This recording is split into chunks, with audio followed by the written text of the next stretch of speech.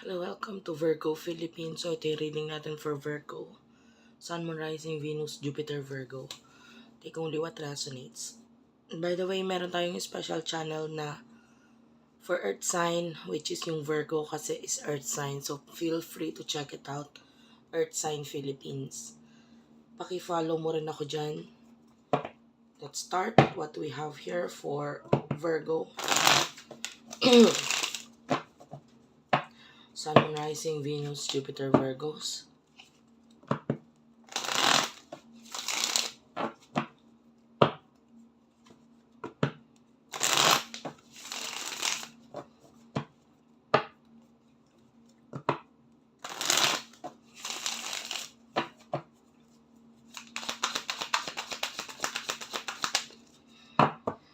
You do over the Death card. Strength card. Ayan. Bottom of the deck is the Hanged Man. Ten of Swords. Ayan. So, sa nakikita natin dito, currently, may mga bagay kang gustong tapusin pero ang hirap no? It could be connection mo with someone.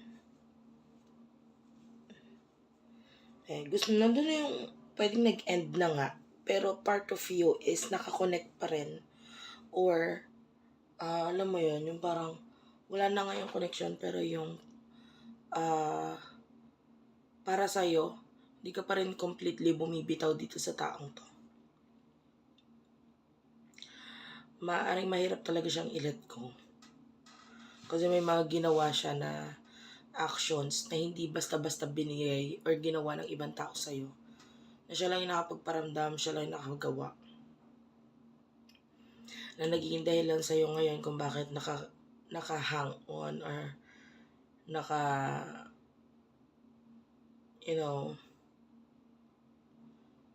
yung iba, this is a twin flame connection. Nakakita ko na mirror dito.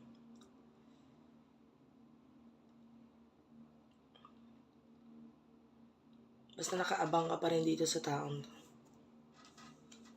Pagpasaya mo na pala guys, medyo may pa ako ngayon. Medyo may sakit pa ako ngayon. May ubo pa ako. Kaya iba yung boses ko.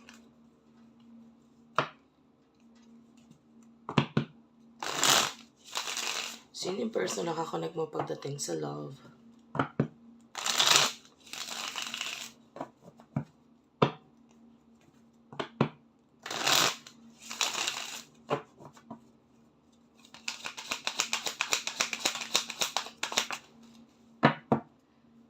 So, itong person na to,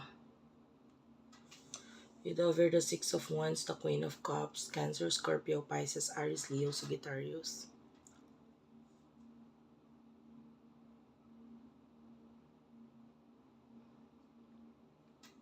Bottom of the deck is the Sun.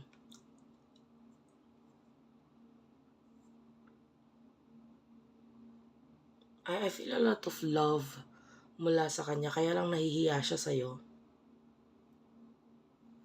Pwedeng nahihiya din siya sa mga bagay na ginawa sa'yo nung mga taong involved sa connection ninyo.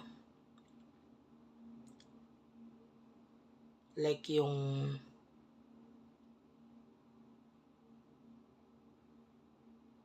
kapatid, pwedeng kapatid ng taong to or pamilya ng taong to, someone na kilala niya. Or kaibigan ng taong to. Pwedeng may mga ginawa sa'yo na nakakahiya para sa kanya.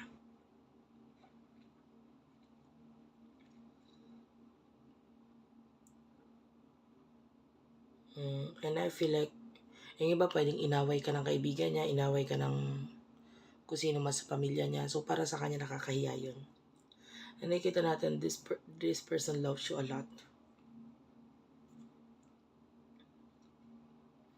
Tsaka ikaw yung nakakapagpasaya sa kanya. So, ano emotions ninyong dalawa?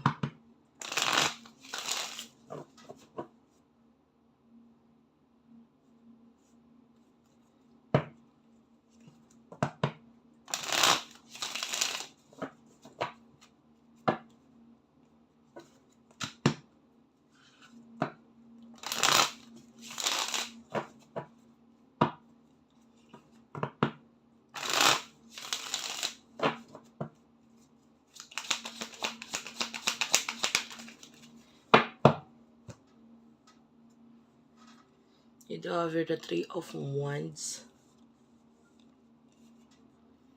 Ten of Pentacles,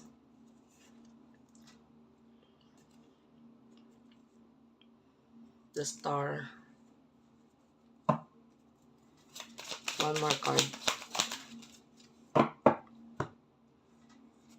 Dalawa yung lumabas. Seven of Wands, Page of Swords.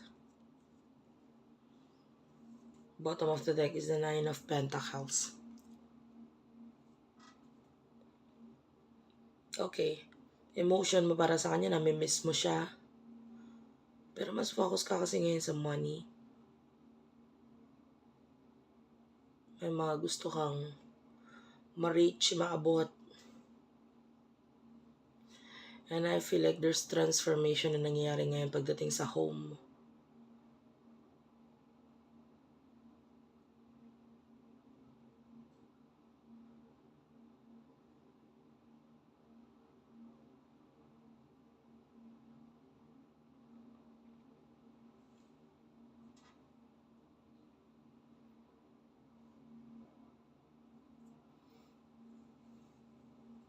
So, the Three of Wands, nakikita natin na gusto mong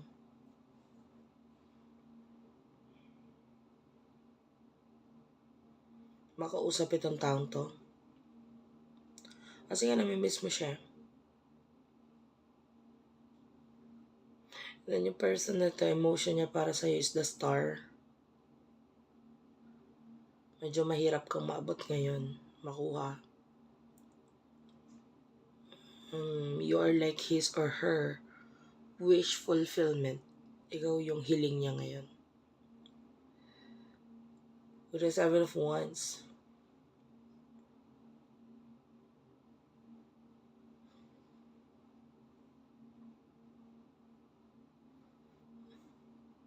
may mga gusto siya ibigay sa'yo, sabihin sa'yo.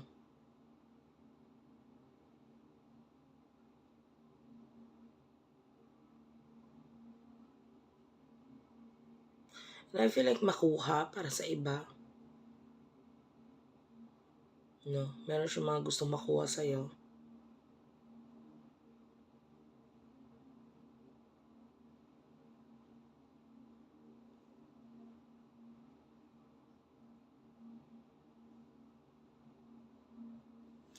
The Page of Swords is here. Gusto ko to i-clarify what's with the Page of Swords.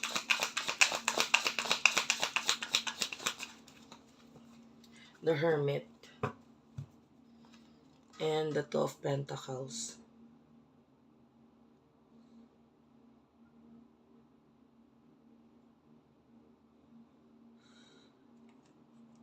Hindi ka din basta-basta bibitawan itong person na to kahit may mga nagiging dahilan para bitawan ka na. Or it could be people sa buhay niya na nagsasabi bitawan or kalimutan ka na. Pero hindi ka basta-basta kakalimutan nito na. Hindi ka niya iiwan. Hindi ka niya bibitawan. The Hermit is here, so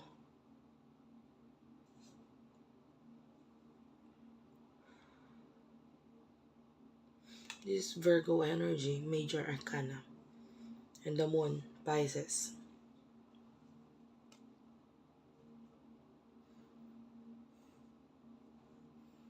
So, I feel like itinatago ka ngayon ng person na to. Yung mga alaala ninyo or something sa'yo. Hindi siya nagiging open dito sa bagay na ito.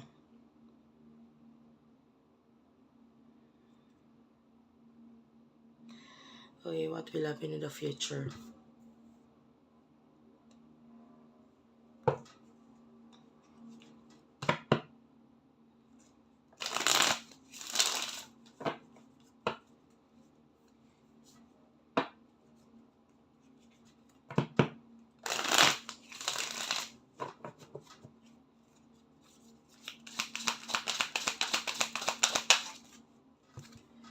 You do have here the Fool,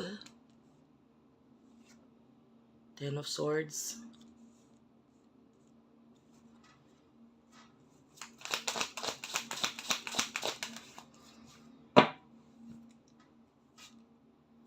Nine of Cups, the World, and Knight of Swords, Two of Swords, Gemini, Libra, Aquarius.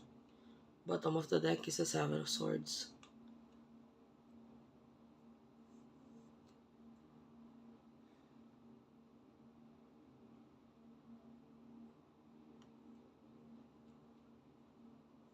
I feel like mapipilitan kang i-end yung isang bagay sa buhay mo. Kusa itong kukunin or mawawala sa'yo.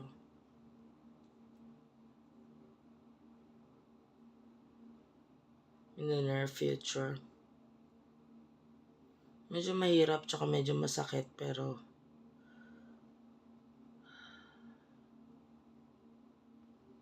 kaya mo yan. Mas makakapag-concentrate ka sa ibang bagay pag tinanggal or nawala ito sa buhay mo.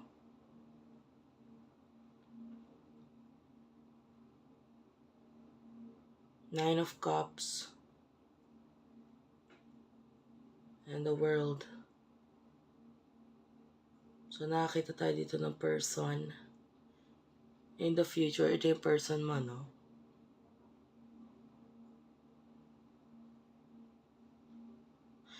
Well, nakakita tayo ng mga dyan, parang toxic na tao sa paligid niya. It could be friends, family, na magiging dahilan ng downfall niya.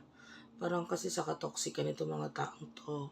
Or they could be people na medyo hindi magandang influensya sa kanya. Itong presensya nito mga taong to pwedeng magdulot ng damage sa buhay niya.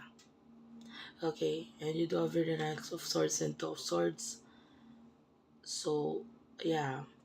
Nabanggit ko kanina may mga mag-i-end sa buhay mo, pero nakita ko dito ng plano para ayusin or buuin ang isang bagay na minsan ang nasira sa buhay mo. And this time, mas makakapag-focus ka dito. Once na nag-end na kung ano ang dapat mag-end dito sa'yo. And sabi ko nga, sometimes, you really have to embrace yung ending. Kasi kaya nangyayari yung ending dahil may new beginning para sa'yo. Okay? Thank you for watching. I love you all and bye-bye.